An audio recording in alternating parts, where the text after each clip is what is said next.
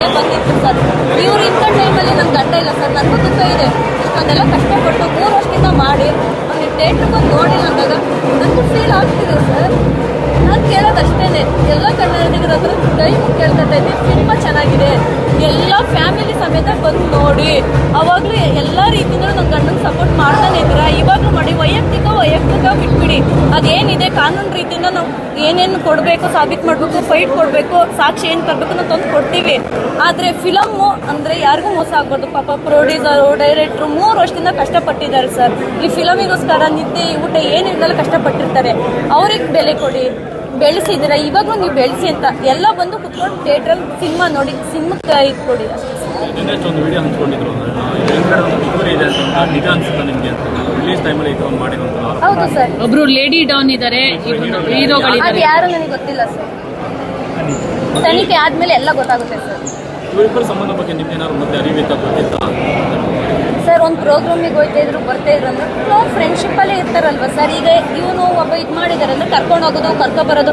ಯಾಕೆ ನಾನೊಬ್ಳು ಹೆಣ್ಮಗಳು ಸರ್, ಒಂದು ಹೆಣ್ಮಗ್ಳನ್ನ ಎಷ್ಟು ಕೇರ್ ಕರ್ಕೊಂಡು ಹೋಗಿರ್ತೀವಿ ಅಷ್ಟೇ ಕೇರ್ ಹಾಕೊಂಡು ಮನೆ ಹತ್ರ ಬಿಡೋದು ಜವಾಬ್ದಾರಿ, ಕರ್ಕೊಂಡು ಹೋಗೋದು ಇರುತ್ತಲ್ಲ ಸರ್. ಕರ್ಕೊಂಡೋಗಿ ಕರ್ಕೊಬರೋದು ಮಾಡ್ತಾ ಇದ್ರು ಸರ್.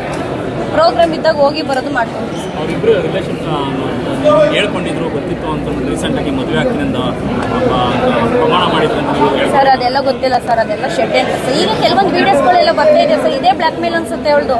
ಈಗ ಒಂದು ಕೆಲವೊಂದು ವಿಡಿಯೋಗಳೆಲ್ಲ ಬರ್ತಾ ಇದಾವಲ್ಲ ಸರ್. ಈಗ ನಾನು ಸಾಯ್ತೀನಿ ಅಂತ ಒಂದು ವಿಡಿಯೋದಲ್ಲಿ ಹೇಳಿದ್ದಾರೆ.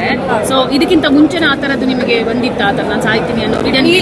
ಇಲ್ಲ ಮೇಡಮ್, ನಾನು ಯಾರನ್ನೂ ನೋಡಿರ್ತಿಲ್ಲ. ಇದೆಲ್ಲ ಶೆಡ್ ಅಂತಾರೆ ಮೇಡಮ್. ಈಗಲೇ ಯಾಕೆ ಫಿಲಮ್ ಒಬ್ಬ ವ್ಯಕ್ತಿ ಬೆಳಿತಾವನೆ, ಅವ್ರು ಏನಂತ ಹೇಳ್ತಿದ್ದಾರೆ, ಕ್ಲೋಸ್ ಫ್ರೆಂಡು, ಬೆಳಿ ಮಚ್ಚ ಅಂತ ಹೇಳಿದಾರೆ. ಈ ಬೆಳೆಯೋ ಟೈಮಲ್ಲಿ ಯಾಕೆ ತುಳಿಯಕ್ಕೆ ಬಂದ್ರು ಅವರು? ಇದೆಲ್ಲ ಮುಗಿದ ಮೇಲೂ ಬರ್ಬೋದಾಗಿತ್ತು. ಇಲ್ಲ ಅಷ್ಟು ವರ್ಷದಿಂದಲ್ವೇ ರಿಲೇಶನ್ಶಿಪ್ ಇರೋರು, ಮುಂಚೆನೆ ಕೊಡ್ಬೋದಾಗಿತ್ತು. ಈ ಸಿನಿಮಾಗೋಸ್ಕರನೇ ತಾನೇ ಇವರೆಲ್ಲ ಷಡ್ಯಂತ್ರ ಮಾಡಿ ಹಿಂಗೆ ಬಂದಿರೋದು. ಯಾರ ಮೇಲೆ ಅದು ಡೌಟ್ ಇದೆಯಾ? ನನಗೆ ಯಾರ ಮೇಲೂ ಇಲ್ಲ ಮೇಡಮ್. ತನಿಖೆ ಆದ್ಮೇಲೆ ಗೊತ್ತಾಗುತ್ತೆ.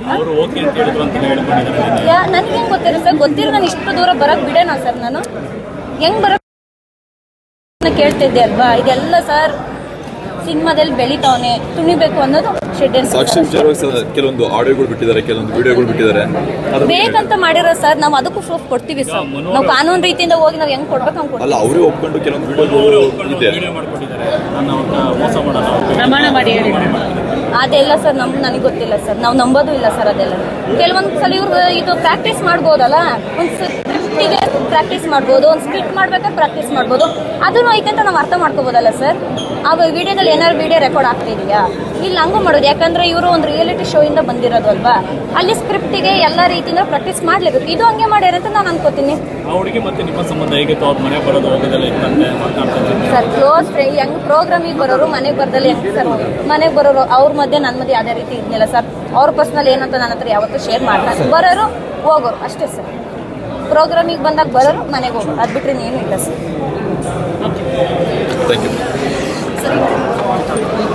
ಬಂದಿತ್ತು ಸರ್. ಇವ್ರು ಇಂಥ ಟೈಮಲ್ಲಿ ನನ್ನ ಗಂಡ ಇಲ್ಲ ಸರ್, ನನಗೂ ದುಃಖ ಇದೆ. ಇಷ್ಟೊಂದೆಲ್ಲ ಕಷ್ಟಪಟ್ಟು 3 ವರ್ಷದಿಂದ ಮಾಡಿ ಒಂದು ಥಿಯೇಟ್ರಿಗೆ ಬಂದು ನೋಡಿಲ್ಲ ಅಂದಾಗ ನನಗೂ ಫೀಲ್ ಆಗ್ತಿದೆ ಸರ್. ನಾನು ಕೇಳೋದಷ್ಟೇನೆ, ಎಲ್ಲ ಕನ್ನಡಿಗರ ಹತ್ರ ಕೈ ಮುಗಿ ಕೇಳ್ಕೊತಾ ಇದ್ದೀನಿ, ಸಿನಿಮಾ ಚೆನ್ನಾಗಿದೆ, ಎಲ್ಲ ಫ್ಯಾಮಿಲಿ ಸಮೇತ ಬಂದು ನೋಡಿ. ಅವಾಗಲೂ ಎಲ್ಲ ರೀತಿಯಿಂದಲೂ ನನ್ನ ಗಂಡನ ಸಪೋರ್ಟ್ ಮಾಡ್ತಾನೆ ಇದ್ದೀರಾ, ಇವಾಗಲೂ ಮಾಡಿ. ವೈಯಕ್ತಿಕ ಬಿಟ್ಬಿಡಿ, ಅದೇನಿದೆ ಕಾನೂನು ರೀತಿಯಿಂದ ನಾವು ಏನೇನು ಕೊಡಬೇಕು, ಸಾಬೀತು ಮಾಡಬೇಕು, ಫೈಟ್ ಕೊಡಬೇಕು, ಸಾಕ್ಷಿ ಏನು ತರಬೇಕು ನಾವು ತಂದು ಕೊಡ್ತೀವಿ.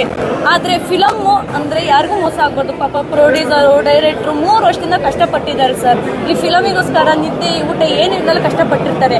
ಅವ್ರಿಗೆ ಬೆಲೆ ಕೊಡಿ, ಬೆಳೆಸಿದ್ದೀರಾ, ಇವಾಗಲೂ ನೀವು ಬೆಳೆಸಿ ಅಂತ ಎಲ್ಲ ಬಂದು ಕುತ್ಕೊಂಡು ಥಿಯೇಟ್ರಲ್ಲಿ ಸಿನಿಮಾ ನೋಡಿ, ಸಿನಿಮಾಕ್ಕೆ ಇದು ಕೊಡಿ ಅಷ್ಟೇ. ಒಂದು ವಿಡಿಯೋ ಹಂಚ್ಕೊಂಡಿದ್ರು, ನಿಜ ಅನ್ಸುತ್ತಾ ನಿಮಗೆ ರಿಲೀಸ್ ಟೈಮಲ್ಲಿ ಈ ಥರ ಮಾಡಿರೋದು? ಹೌದು ಸರ್, ಒಬ್ರು ಲೇಡಿ ಡಾನ್ ಇದ್ದಾರೆ, ಅದು ಯಾರು ನನಗೆ ಗೊತ್ತಿಲ್ಲ ಸರ್. ತನಿಖೆ ಆದ್ಮೇಲೆ ಎಲ್ಲ ಗೊತ್ತಾಗುತ್ತೆ ಸರ್. ಇವರಿಬ್ಬರ ಸಂಬಂಧ ಬಗ್ಗೆ ನಿಮ್ಗೆ ಏನಾದ್ರು ಮತ್ತೆ ಅರಿವಿತ್ತ ಗೊತ್ತಿತ್ತಾ ಸರ್? ಒಂದು ಪ್ರೋಗ್ರಾಮಿಗೆ ಹೋಗ್ತಾ ಇದ್ರು, ಬರ್ತಾ ಇದ್ರು ಅಂದ್ರೆ ಕ್ಲೋಸ್ ಫ್ರೆಂಡ್ಶಿಪ್ಪಲ್ಲೇ ಇರ್ತಾರಲ್ವ ಸರ್. ಈಗ ಇವನು ಒಬ್ಬ ಇದು ಮಾಡಿದ್ದಾರೆ ಅಂದ್ರೆ ಕರ್ಕೊಂಡು ಹೋಗೋದು, ಕರ್ಕೊಬರೋದು. ಯಾಕೆ ನಾನೊಬ್ಳು ಹೆಣ್ಮಗಳು ಸರ್, ಒಂದು ಹೆಣ್ಮಗ್ಳನ್ನ ಎಷ್ಟು ಕೇರ್ ಕರ್ಕೊಂಡು ಹೋಗಿರ್ತೀವಿ ಅಷ್ಟೇ ಕೇರ್ ಹಾಕೊಂಡು ಮನೆ ಹತ್ರ ಬಿಡೋದು ಜವಾಬ್ದಾರಿ, ಕರ್ಕೊಂಡು ಹೋಗೋದು ಇರುತ್ತಲ್ಲ ಸರ್. ಕರ್ಕೊಂಡೋಗಿ ಕರ್ಕೊಬರೋದು ಮಾಡ್ತಾ ಇದ್ರು ಸರ್. ಪ್ರೋಗ್ರಾಮ್ ಇದ್ದಾಗ ಹೋಗಿ ಬರೋದು ಮಾಡ್ಕೊಂಡು. ಅವರಿಬ್ಬರು ರಿಲೇಷನ್ ಹೇಳ್ಕೊಂಡಿದ್ರು, ಗೊತ್ತಿತ್ತು ಅಂತ ರೀಸೆಂಟಾಗಿ ಮದುವೆ ಆಗ್ತಿನಿಂದ ಪ್ರಮಾಣ ಮಾಡಿದ್ರು. ಸರ್ ಅದೆಲ್ಲ ಗೊತ್ತಿಲ್ಲ ಸರ್, ಅದೆಲ್ಲ ಶೆಡ್ ಅಂತ ಸರ್. ಈಗ ಕೆಲವೊಂದು ವಿಡಿಯೋಸ್ಗಳೆಲ್ಲ ಬರ್ತಾ ಇದೆ ಸರ್, ಇದೇ ಬ್ಲಾಕ್ ಮೇಲ್ ಅನ್ಸುತ್ತೆ ಅವಳದು. ಈಗ ಒಂದು ಕೆಲವೊಂದು ವಿಡಿಯೋಗಳೆಲ್ಲ ಬರ್ತಾ ಇದಾವಲ್ಲ ಸರ್. ಈಗ ನಾನು ಸಾಯ್ತೀನಿ ಅಂತ ಒಂದು ವಿಡಿಯೋದಲ್ಲಿ ಹೇಳಿದ್ದಾರೆ. ಸೊ ಇದಕ್ಕಿಂತ ಮುಂಚೆನ ಆ ತರದ್ದು ನಿಮಗೆ ಬಂದಿತ್ತ ಆ ತರ ನಾನು ಸಾಯ್ತೀನಿ ಅನ್ನೋ ವಿಡಿಯೋ?